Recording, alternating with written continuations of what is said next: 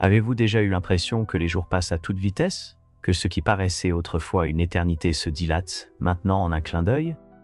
Quand nous étions enfants, les vacances d'été semblaient interminables. Maintenant, les années passent rapidement, comme si quelqu'un avait appuyé sur le bouton de lecture rapide de la vie. Mais pourquoi le temps s'accélère-t-il réellement? Ou est-ce notre perception qui change? Ce n'est pas seulement une question psychologique, mais un dilemme philosophique que les grands penseurs ont tenté de comprendre à travers l'histoire.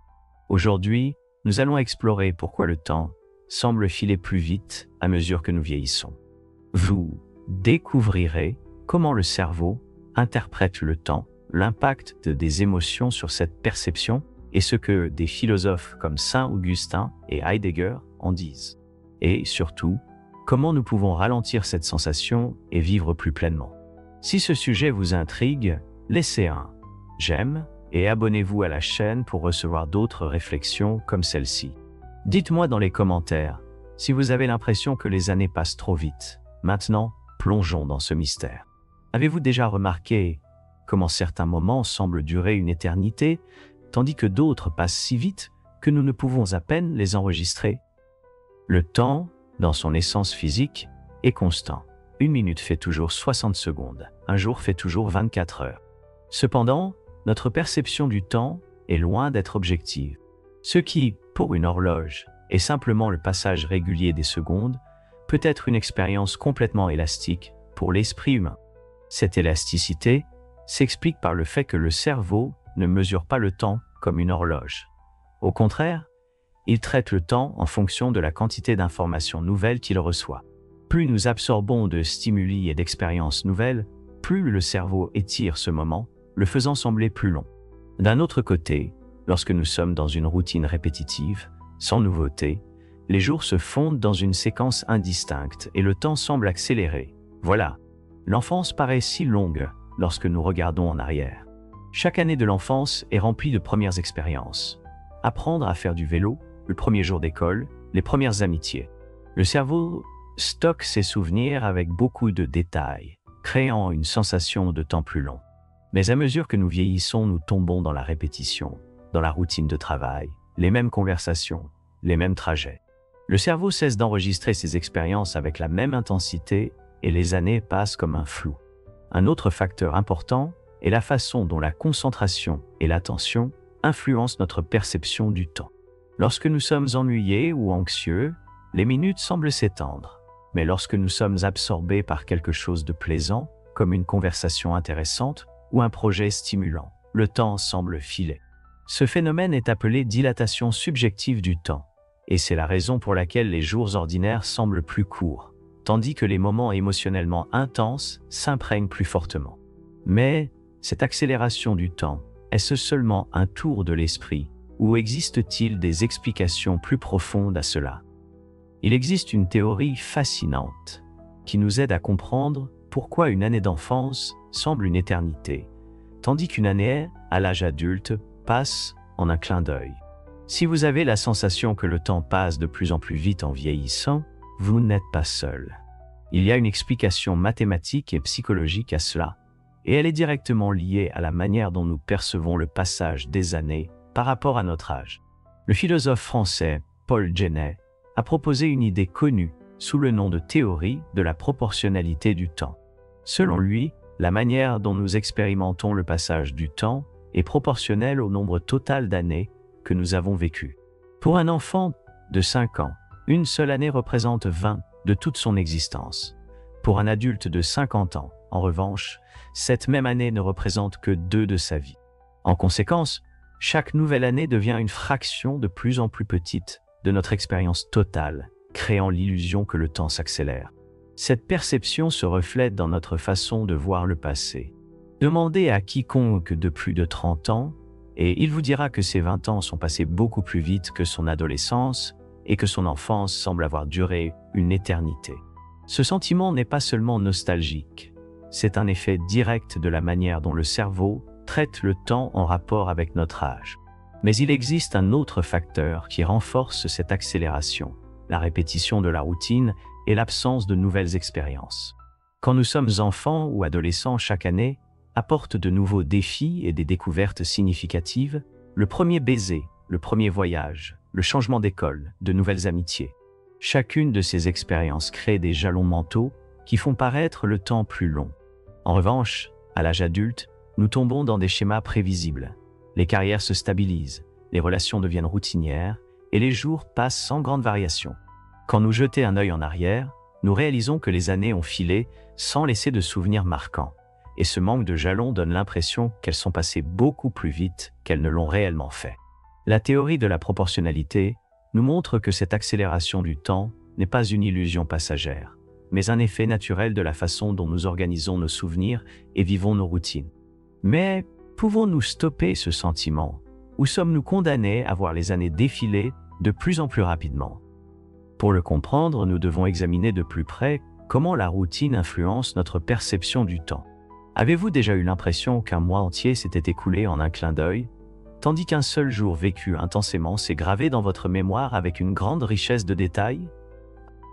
C'est parce que le temps n'est pas perçu de manière linéaire, mais qu'il est modelé par la façon dont nous vivons nos expériences. Et l'un des principaux facteurs responsables de ce sentiment que les années passent de plus en plus vite, c'est la routine. La routine, d'une part, nous donne une structure et de la prévisibilité. Elle nous permet d'être productifs, d'organiser des engagements et de maintenir un sentiment de stabilité. Mais, lorsqu'elle est poussée à l'extrême, elle transforme la vie en un cycle automatique où chaque jour est identique au précédent, sans variation ni moment remarquable. Et c'est précisément ce manque de nouveauté qui fait que le temps semble glisser entre nos doigts. Le cerveau humain fonctionne comme un archiviste. Il n'enregistre que les informations qu'il considère comme pertinentes ou différentes de ce qui a été enregistré auparavant. C'est pourquoi, lorsque nous voyageons dans un nouvel endroit, rencontrons des gens différents ou apprenons quelque chose de difficile, nos cerveaux prêtent plus attention et enregistrent ces moments avec plus de détails. En conséquence, lorsque nous regardons en arrière, cette période semble plus longue et significative. Maintenant, pensez à l'inverse. Des semaines qui s'écoulent exactement de la même manière, des journées remplies de tâches répétitives, des conversations prévisibles et des itinéraires identiques. Comme il n'y a pas de nouveaux stimuli à enregistrer, le cerveau compresse simplement ces moments. Et quand nous nous en souvenons, nous avons l'impression que le temps est passé trop vite, sans que nous ayons un contrôle dessus. Cet effet peut être encore plus intense chez les personnes qui vivent en mode automatique, où les décisions quotidiennes ne sont pas prises consciemment, mais suivent des schémas établis. Avez-vous déjà conduit au travail ou à la maison et réalisé que vous ne vous souvenez à peine du trajet? C'est un exemple classique de la façon dont l'esprit efface des moments qui ne nécessitent pas d'efforts cognitifs. Le problème de cette accélération causée par la routine n'est pas seulement la sensation que le temps nous échappe, mais le risque de regarder en arrière et de réaliser que des années se sont écoulées sans aucune expérience mémorable. Le véritable danger ne réside pas dans le passage du temps, mais dans l'absence de moments significatifs qui lui donnent de la valeur. Si la répétition nous vole la perception du temps, que pourrait l'élargir? La réponse pourrait se trouver dans la façon dont nos émotions influencent la manière dont nous expérimentons chaque moment. Si vous avez déjà vécu un moment d'extrême bonheur ou de grande tristesse, vous avez probablement remarqué comment le temps semble se comporter différemment dans ces situations. Lorsque nous éprouvons quelque chose d'intense, qu'il soit positif ou négatif, les secondes semblent s'étendre, tandis que les périodes monotones ou neutres passent sans qu'on s'en rende compte. Cela est dû au fait que les émotions sont l'un des principaux facteurs qui façonnent notre perception du temps. Le cerveau humain traite les moments émotionnels différemment des moments ordinaires. Lorsque nous ressentons une intense joie, une surprise ou même de la peur, notre système nerveux passe en mode alerte. L'attention s'intensifie. Chaque détail est enregistré avec une plus grande précision et cela crée la sensation que le moment a duré plus longtemps qu'il ne l'a réellement fait. C'est pourquoi les événements marquants, comme un voyage inoubliable ou un grand défi, restent gravés de manière si vive dans notre mémoire. D'un autre côté, lorsque nous menons une vie émotionnellement neutre, sans grand haut ni bas, le temps semble passer sans laisser de traces. Cela est dû au fait que le cerveau ne voit tout simplement aucune raison d'enregistrer des souvenirs détaillés, des jours répétitifs ou peu stimulants. Alors quand nous regardons en arrière, nous nous rendons compte que des mois, voire des années entières, se sont écoulés sans laisser de traces significatives. Il se produit également un effet curieux dans des situations de danger ou de stress extrême. Pendant des événements traumatisants, comme un accident ou une situation à haut risque, le cerveau passe en mode survie et traite l'information beaucoup plus rapidement. Cela donne l'impression que le temps s'amplifie, comme si chaque seconde s'étirait. Ce phénomène se produit parce que, à ces moments-là, le cerveau capte plus de détails que d'habitude, créant l'impression que tout se passe au ralenti. La grande question ici est de savoir si les émotions rendent le temps plus tangible et le font paraître plus long et significatif. Ainsi, vivre une vie émotionnellement apathique équivaut à laisser le temps s'échapper. Si les jours passent sans moment d'intensité, sans expérience qui nous touche émotionnellement, alors il est naturel que le temps semble s'accélérer. Maintenant, pense à ta propre vie. As-tu l'impression que tes journées sont riches en émotions ou as-tu vécu en pilotage automatique? Te souviens-tu clairement du mois dernier ou a-t-il semblé passer trop vite sans rien de mémorable? Raconte-moi dans les commentaires comment tu as vécu tes émotions et si tu penses que cela affecte ta perception du temps. Et si ce contenu te fait réfléchir, laisse-moi un j'aime pour soutenir la chaîne.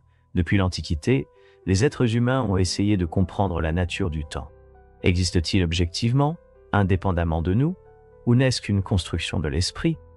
Si le temps est quelque chose d'extérieur, pourquoi le percevons-nous de manière si différente au cours de nos vies?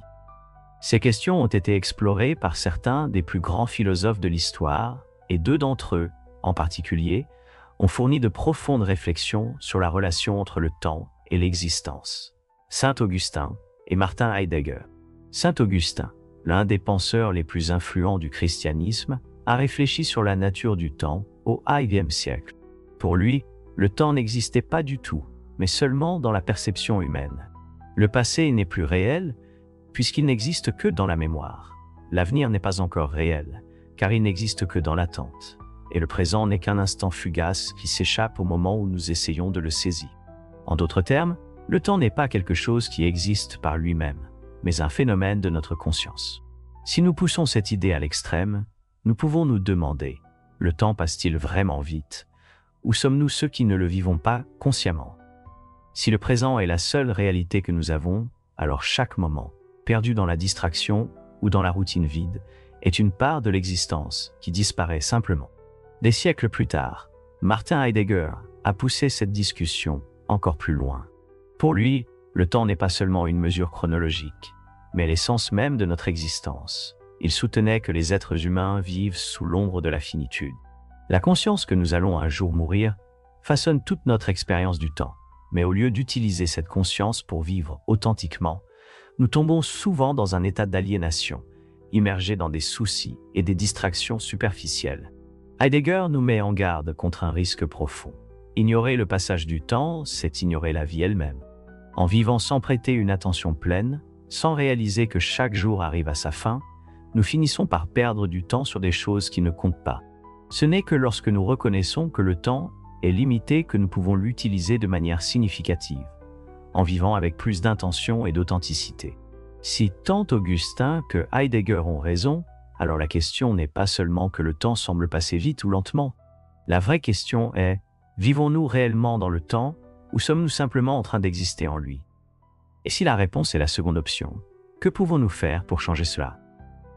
Si la perception du temps dépend de la manière dont nous vivons nos expériences, alors la bonne nouvelle est que nous pouvons apprendre à en tirer parti. Cela ne signifie pas d'arrêter l'horloge ou d'allonger les journées, mais de changer notre relation avec le temps, rendant notre expérience plus riche et mémorable. La première étape est de rompre avec la monotonie de la routine. Lorsque chaque jour est identique au précédent, le cerveau compresse simplement ses souvenirs, faisant passer des mois, voire des années, sans laisser de traces significatives. De petits changements dans la vie quotidienne, comme apprendre quelque chose de nouveau, explorer des lieux différents ou simplement modifier l'ordre des activités journalières, peut déjà créer de nouveaux jalons dans la mémoire et élargir notre sensation du temps vécu. La pleine conscience joue également un rôle essentiel dans ce processus de ralentissement. Souvent, nous sommes physiquement présents dans un moment, mais notre esprit est ailleurs, préoccupé par l'avenir, coincés dans le passé ou distraits par des stimuli externes. Lorsque cela se produit, le temps défile sans que nous en fassions réellement l'expérience. Pratiquer l'habitude d'être présent à chaque instant, que ce soit pendant un repas, une conversation ou simplement lors d'une promenade, peut transformer complètement notre perception du temps. Un autre aspect crucial est la manière dont nous gérons nos émotions. Comme nous l'avons vu auparavant, les moments chargés d'émotions laissent des traces plus durables dans la mémoire. Cela signifie que rechercher des expériences qui éveillent en nous des sentiments intenses, qu'il s'agisse de joie, de dépassement de soi ou même de défis, peut donner un sens plus profond au temps. Une année pleine de nouvelles expériences, par exemple, semble beaucoup plus longue qu'une année vécue dans une répétition constante. Nous ne pouvons pas non plus négliger l'impact des connexions humaines. Les relations profondes, les conversations significatives et les moments partagés avec nos proches créent des souvenirs qui enrichissent notre perception du temps. Le contact humain a un puissant effet sur notre perception du temps, car il nous ancre dans le présent et nous rappelle l'importance de chaque moment. Si nous ne sommes pas conscients de notre manière de vivre, nous risquons de regarder en arrière et de sentir que les années ont passé sans que nous les ayons vraiment savourées. Le temps ne s'accélère pas de lui-même. C'est nous qui, en tombant dans l'inertie et la distraction, permettons qu'il passe inaperçu. Mais le choix de le remplir de sens et de présence est toujours à notre portée. La sensation que le temps s'accélère peut sembler n'être qu'un phénomène psychologique, mais en réalité, c'est un appel à l'attention. Lorsque nous réalisons que les années filent, cela signifie que quelque chose dans notre manière de vivre nous éloigne de l'expérience réelle du temps. Le problème n'est pas seulement la vitesse à laquelle passent les jours, mais l'illusion que nous aurons toujours suffisamment de temps pour tout faire. Beaucoup de gens vivent avec la croyance qu'un jour, ils auront le temps de faire ce qu'ils désirent vraiment, du temps pour voyager, pour apprendre quelque chose de nouveau, pour renouer des liens perdus, pour changer leur vie. Mais cette croyance peut être dangereuse, car souvent, le « plus tard » n'arrive jamais. Et quand nous nous en rendons finalement compte, des années, peut-être des décennies, se sont écoulées sans que nous ayons pris les décisions qui comptaient vraiment. Les études sur le regret à la fin de la vie montrent un schéma très clair. Les gens regrettent rarement ce qu'ils ont fait, mais ils regrettent presque toujours ce qu'ils n'ont pas fait. Il ne s'agit pas seulement de décisions importantes, comme changer de carrière ou réaliser un voyage de rêve, mais aussi des petites choses qui auraient pu donner plus de sens à la vie. Le temps perdu dans des soucis futiles, les conversations que nous n'avons pas eues, les moments que nous avons laissés passer parce que nous étions trop occupés par des obligations qui finalement n'étaient pas si importantes. Ignorer le passage du temps, c'est vivre de manière automatique, laissant les jours s'écouler sans en être pleinement conscient. Et plus nous nous laissons emporter par cette inertie, plus le temps semble passer vite. Lorsque nous sommes distraits, inquiets ou simplement indifférents, le temps s'échappe sans que nous le ressentions. Mais quand nous sommes présents, totalement immergés dans la vie, il s'étend. Le grand danger ne réside pas seulement dans l'accélération du temps, mais dans le risque qu'un jour nous regardions en arrière et réalisions que nous avons laissé passer la vie sans réellement vivre. Le temps n'est pas une ressource infinie, et ce que nous en faisons détermine la profondeur de notre existence. La question qui reste est, vivons-nous chaque jour avec intention, ou laissons-nous simplement les jours s'évanouir sans signification? Si nous pouvons tirer quelque chose de tout ce que nous avons vu jusqu'à présent, c'est que le temps ne s'accélère pas tout seul. Nous le percevons comme s'il s'accélérait lorsque nous tombons dans la répétition, la distraction et le manque de... Ce sentiment que les années passent à toute vitesse n'est pas un phénomène physique, mais plutôt psychologique et existentiel. Le cerveau interprète le temps en fonction de nos expériences et émotions, et cela signifie que nous avons plus de contrôle sur cette perception que nous le croyons. Quand nous étions enfants, le monde était un territoire inexploré.